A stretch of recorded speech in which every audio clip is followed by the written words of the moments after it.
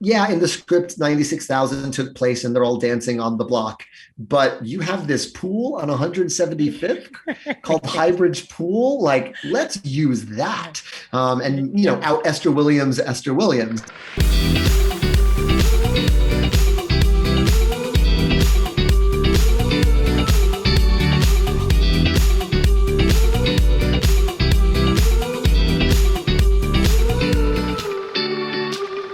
Lynn, greetings from the island of Bonaire. You are one of the few people I would interrupt vacation for, but I have to show you, I found this amazing Cuban restaurant that looks like it could be a set from In the Heights. I thought you had a virtual background on. I'm literally in Bonaire, so it's fitting because I know Anthony's character dreams are going back to the DR. So this is such a treat. Thank you for your time today. Yeah, absolutely. I have to start off with, obviously, you've talked about writing this when you were at Wesley, basically creating and writing your dream script. At that time, did you ever think ahead and think, I'll bet this could also be a movie? Yes and no. Yes, because I seem to write cinematically. It's become an asset in my shows, but like you'll notice there's no single sets in the Heights or Hamilton because I make the scene changes too quick. It's a fault in my writing that Tommy Kail has had to figure out how to adapt. But I think the benefit of that is the weird thing about In the Heights is even in its college form, it was always bigger than it had any right to be. And the working on this show with Chiara for most of my 20s, we were just so desperate to see stories told about our people by our people and the ones that we weren't seeing in musical theater. West Side Story casts a long, long shadow. It's a brilliant show, but it can't be the only one that exists. And so, that was a big part of sort of the impetus of just creating what's missing for us. And so the fact that this is now this big movie musical and is introducing audiences to like a whole new generation of Latino talent is really incredible for me. I think the only bad thing, because I thought I had a pretty nice childhood, but then I saw In the Heights and I thought, man, my block stunk. Like I didn't have anything cool on my block. It's just so fantastic. But I was so curious when you go to see a film, how you will visualize the different intricate scenes that you even do in your Broadway musical. For you, what was the thing that was most exciting to watch Jon Chu put his stamp on? I mean, it's incredible, some of the shots and the sets and the it's unbelievable. Yeah.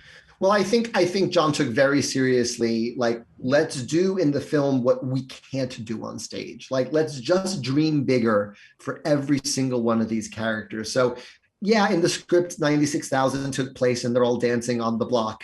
But you have this pool on 175th called Highbridge Pool. Like, let's use that. And, out Esther Williams, Esther Williams. And then to, I think the most startling and brilliant example is When the Sun Goes Down. He's got these two characters in love. And when you're in love, gravity doesn't exist. And to dance up the side of this building with fire escapes and air conditioners, just like Fred Astaire did, many decades before, but in our neighborhood and with our sound it's like this, it's a similar ethos of like, he loves musicals and he wants to make our musicals. And so it's really thrilling and cinematic. Well, was there a small part of you, I know that you're in the Heights, but you're not playing Anthony's character, Usnavi, and Christopher Jackson has a great cameo as basically your competitor on the street, but he's not playing Benny. Was there a small part of you guys when you saw all this thought, oh man, maybe we should have I know we're a little older, but we should have just gone for it? No, not at all. Actually, what was really exciting was just kind of the vantage point from we could watch these actors kind of make it their own in this really thrilling way. Like, there's nothing that can take away from the experience of Chris Jackson and I, like in the basement of the drama bookshop. And he's just coming off of 5 years of Lion King, and I am substitute teaching. And we are, the journey from that basement to Broadway is something that will cement our company forever. And then letting the actors in the film like have their own bond, and they have their own unit, and they sweated and cried through their choreography together, and they found their own moments together. And it's really important to honor that. And so we were just lucky to be invited to the party at all, and very happy to like get our little moment and kind of add our flavor to the story. I have to bring up Anthony. I was a little bit heartbroken to hear that he actually almost thought of quitting acting before this came about. And I can't even imagine life without him on screen. He can affect me. I don't know if it's the freckles. I don't know if it's just his look. He is so fantastic in this. Well, he's a movie star. He's just a movie star. Right. He was a movie star when he walked into audition for Hamilton. He just hadn't been in a movie yet. And so, and again, that's an indefinable thing, but when you meet someone and you're instantly rooting for them, that's a pretty good telltale sign. And, his talent is off the charts. And, I just think that it's one of those very crazy things of, I remember when I saw him in a production of In the Heights at the Kennedy Center that was directed by a Heights alum, Stephanie Clemens. And I remember thinking, oh, this is who this role was for. I didn't know Anthony in 2008, but it was for him the whole time.